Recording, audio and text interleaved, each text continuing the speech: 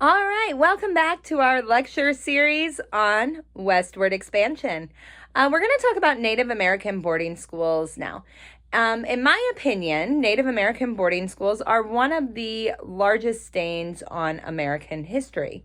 The first Native American boarding schools are established in the late 1870s, and essentially these schools are set up to deny natives of their culture.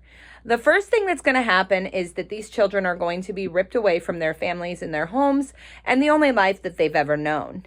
When they arrive at the school, they're going to have a number of things done. First of all, one of the first main traumas that will happen to these children is that young boys will have their hair cut.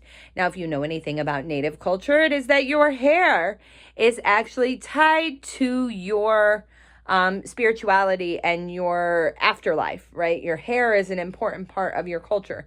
So when these boys are forced to have their hair cut, it is taking away such a significant part of their humanity and who they are that it is incredibly impactful and devastating in a traumatic way. Additionally, the children will have their names taken away and will be given white names versus their current native names. And this is essentially to force them into this forced assimilation of white life. In many cases, the children are abused and mistreated, and they're also incredibly malnourished. One of the problems is lack of food because of money that is given to these schools is not enough to actually feed all of the native children that are there. And further, they're taken away from their native diet, which is incredibly healthy, and given this white diet and things like white flour and stuff that literally contain no nutritional value at all. Native breads and flatbreads and things before some of the U.S. policies where we start to give them flour, which is where fry bread comes from. But before they had flour, they used things like acorns that they would grind into meal.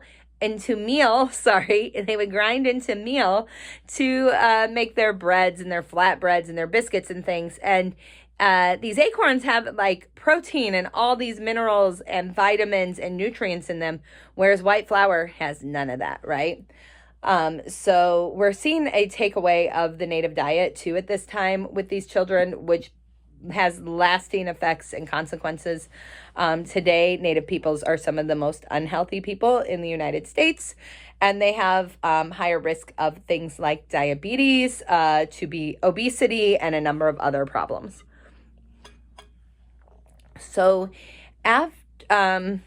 one final thing about boarding schools that it was especially devastating, these children were not allowed to contact their families, and they were completely stripped of all of their tribal connections. This included that when children came together from the same tribe, they would be ripped apart and sent with other children that they never knew, and they tried to separate them based on language so that you weren't with anyone that spoke the same tribal language as you, to encourage this forced assimilation to English, which was, of course, the preferred language. So we also will see the Battle of Wounded Knee with Sitting Bull. I will let you guys watch a short video about that versus me talking about it.